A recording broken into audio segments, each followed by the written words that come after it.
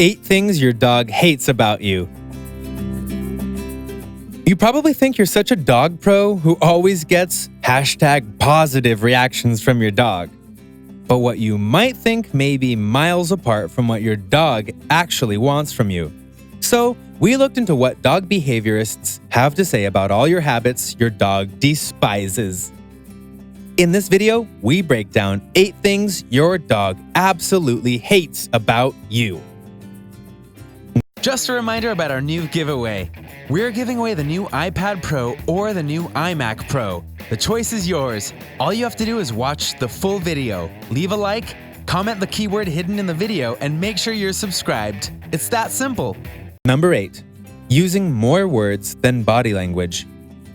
Humans are a vocal species.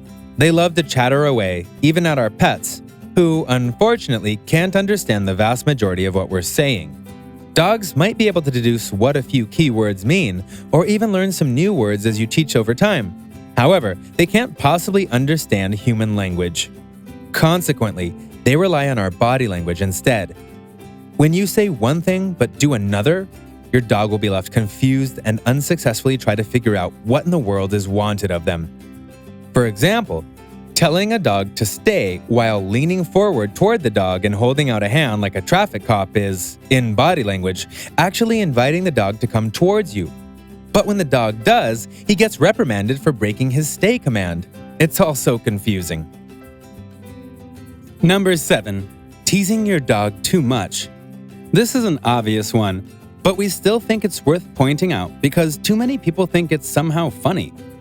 Never pull on a dog's tail.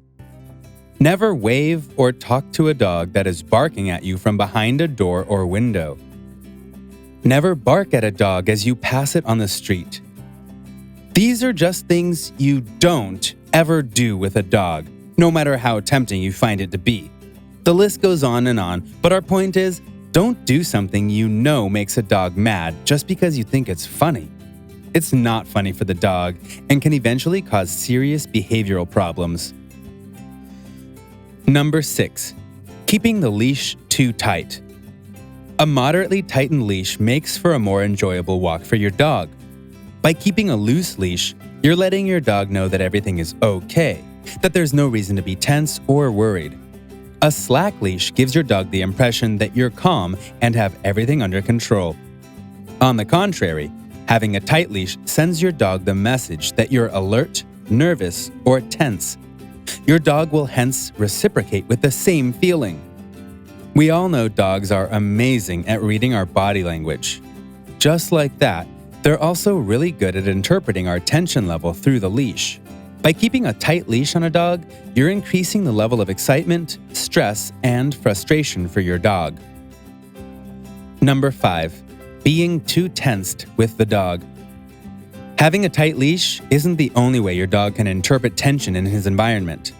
Just like humans can often tell when someone around them is feeling tense, even if they themselves don't realize it, dogs have the same ability to pick up on tensed feelings. The more wound up and stressed you are, the more wound up and stressed your dog is going to feel. As eerie as it sounds, next time your dog seems to be stressed or frustrated, make sure to check in with yourself first. Have you also been feeling stressed during all this time? Your dog will often act as your mirror. Also, if you need a reason to meditate, trying to make your dog calm down is a great one. Number 4. Taking him for a walk without letting him explore and smell. It's safe to say that a dog will appreciate the smell of a tree trunk, like how humans appreciate seeing a beautiful sunset. The sense of smell is an integral part of how your dog experiences the world. In fact, they're often desperate for a chance to take a good sniff of literally anything around them. Now, we know you want to teach your dog how to walk obediently on a leash, but it's also essential that you cut your pet some slack and allow him to take some time and explore his surroundings. Dogs hate not being given the chance to absorb in their world through the smell for at least a few minutes a day. Too often, we humans are focused on going on walks for the sole purpose of exercise. We jog along the same old path, often without a sense of leisure and in too much of a hurry to reach whatever the destination is. But keep in mind, that's not how your dog functions. and he's going to, justifiably, hate you for going against his basic needs. Number 3. Petting his face too much. Do you like to be patted on the head unnecessarily? Dogs aren't all that different. If someone extended their hand toward your face and tried to pat it, your reaction would be to lean away, pull your head back, and get a little tense about how your personal space is being invaded.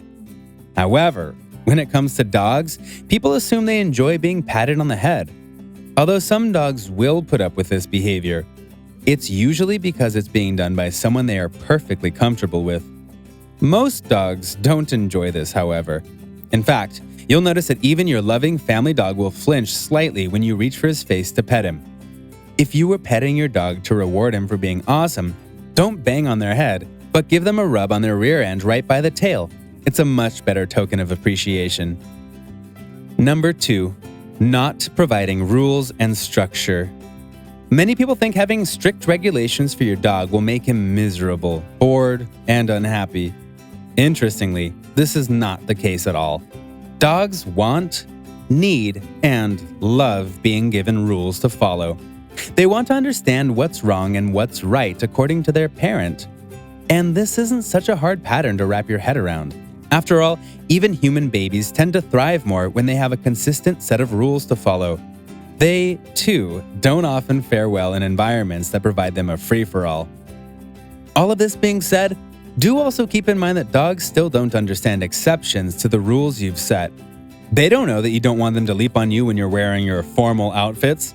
They don't know that they're not allowed to sit on the couch after coming in from a romp in the mud, but are allowed the couch right after a bath. Moreover, yelling no after your dog breaks a rule but not doing anything else isn't going to be helpful. Rules make your dog's life a lot less stressful, a lot less confusing, and a lot more predictable. Dogs do very well when they're aware of what the boundaries are. When you spend time enforcing consistent boundaries with positive rewards, you're also building up their trust in you as a parent, and eventually setting up the environment for a very content dog. Number 1. Forcing your dog to interact with people or other dogs he doesn't like. This one might have made you laugh, but it's not funny at all for your dog. Dogs are a social species just like us, and often mark their enemies and their favorite friends. It's not uncommon for over-enthusiastic dog parents to push their dog, sometimes literally, into social situations at dog parks when they can sense he just wants to go home. Sometimes they also allow strangers to pet their dog despite how the dog is clearly showing signs that he wants to be left alone. The thing is, it's not difficult to judge which other dogs or people your dog likes, and which ones he doesn't want to hang out with. Yet, so many dog parents tend to deny seeing these patterns, or sometimes just fail to understand the cues their dog is giving. All this being said, it's also important to note that there's a difference between positive encouragement with shy, fearful, or reactive dogs. Taking small steps to encourage them out of their comfort zone and giving them rewards for any amount of calm, happy social behavior is important. Just don't go overboard with